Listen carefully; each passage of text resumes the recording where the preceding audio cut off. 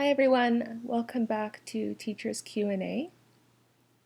Today's question asks, I have a small class, but two of them are draining me. I've become the teacher I never wanted to be. The first student throws things, knocks everything off his desk, kicks his desk, screams at me, slams doors, and kicks walls when being asked to leave the room. The second student is blatantly disrespectful and directly chooses to not follow directions if it is something he doesn't want to do.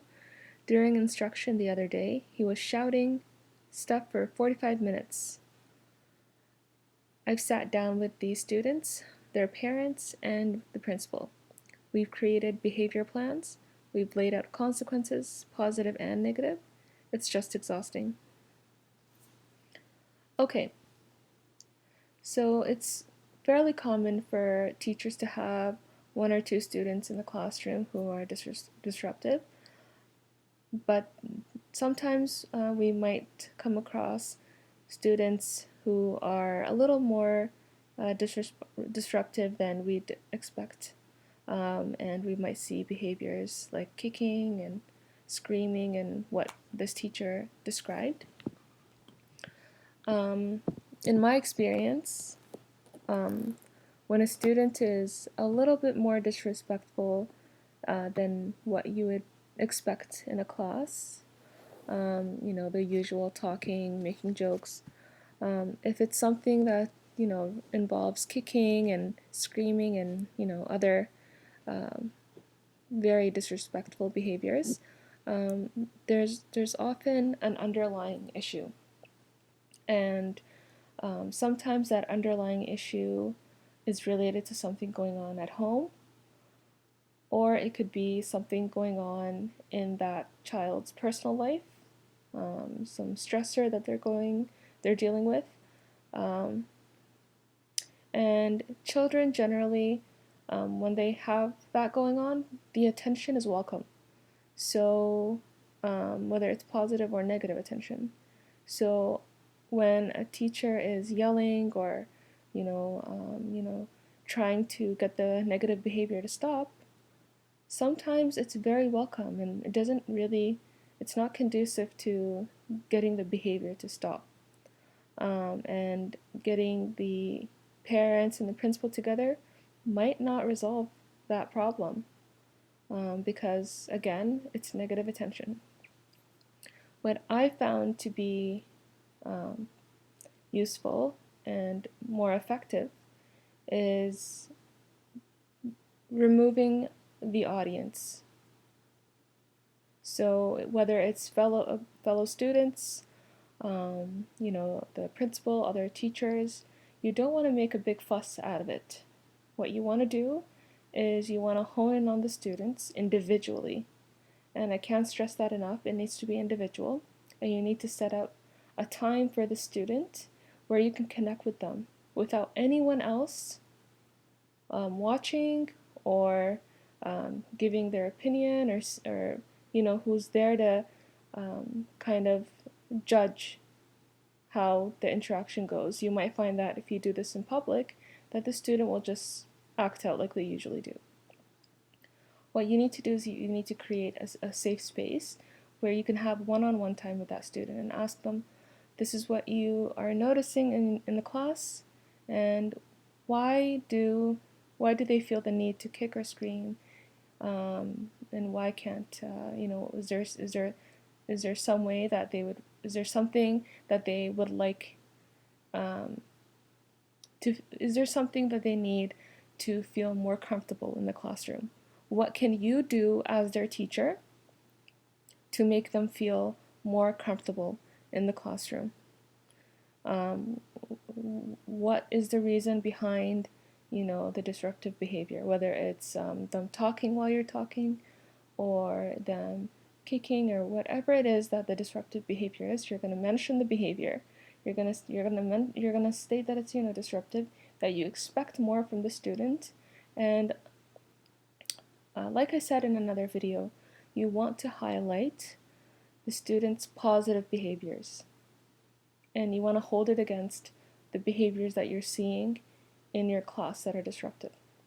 So for example, if that student is a leader, let's say that student is a leader, and most of the time other students will follow suit, whether their behavior is positive or negative.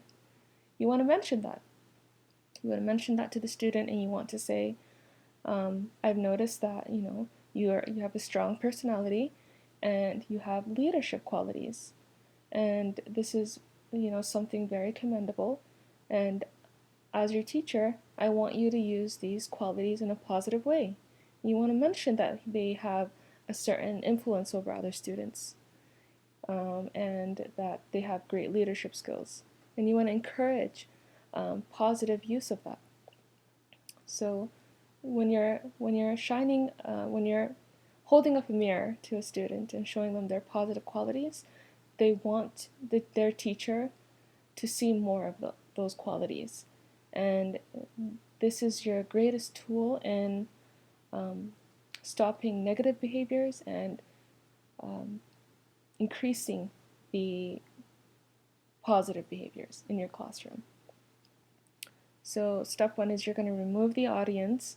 You're going to get your students alone, have a time one-on-one with your student. And then step two is you're going to mention their good qualities, and you're going to bring to the forefront their good qualities, and mention how the negative qualities that they're showing in the classroom are disruptive to you and the classroom. You want to speak to your student as someone who is responsible, and that their teacher is noticing good qualities in them. Of course, age is a factor.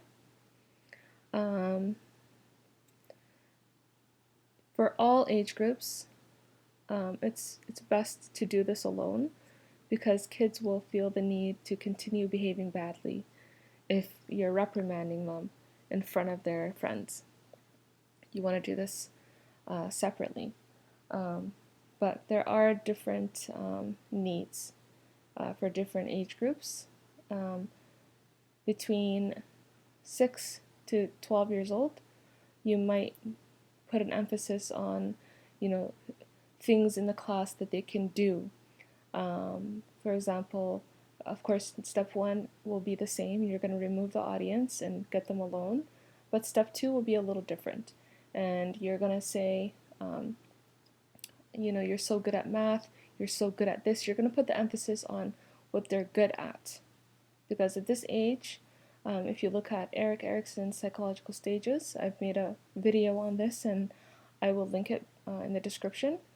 But at this age, things that kids can do and showing their abilities is very important, and having the teacher recognize these abilities.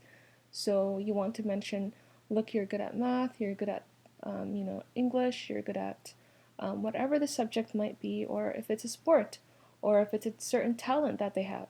You're going to want to mention this to the student, and you're going to want to, again, put these good traits and good behaviors or good skills or whatever it is that you have to you're highlighting in the student. You want to put it against the bad qualities or the disruptive behaviors, and you want to make a comparison to the student and show them that you see all these good qualities, and they're so good, and these are such good things about you as my student, but there are also these bad qualities and bad behaviors. Is there any way that we can work together to handle these and make sure that we can work towards better behavior?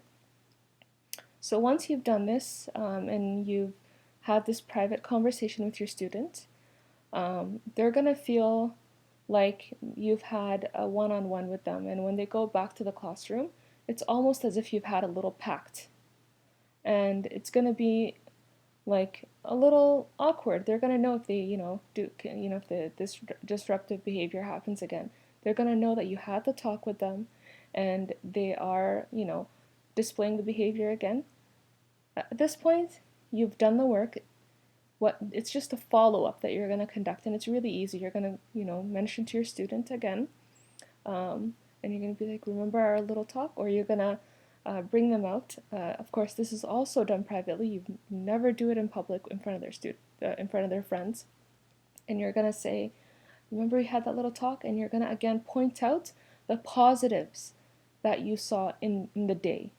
So you're not gonna be just talking about generally what they're good at or their positive qualities. You're gonna mention that specific day. This is what I noticed. This is what you were doing well at.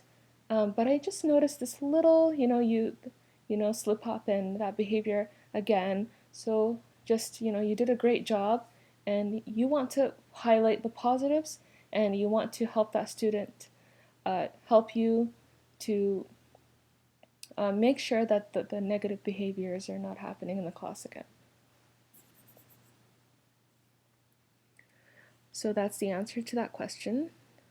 And if there are other questions that teachers would like to ask, you can send me a message at classmanagementcourse@gmail.com. The email address is in the description. Please subscribe to see more videos like this and hit the bell notification. And I look forward to hearing more of your questions. Thank you.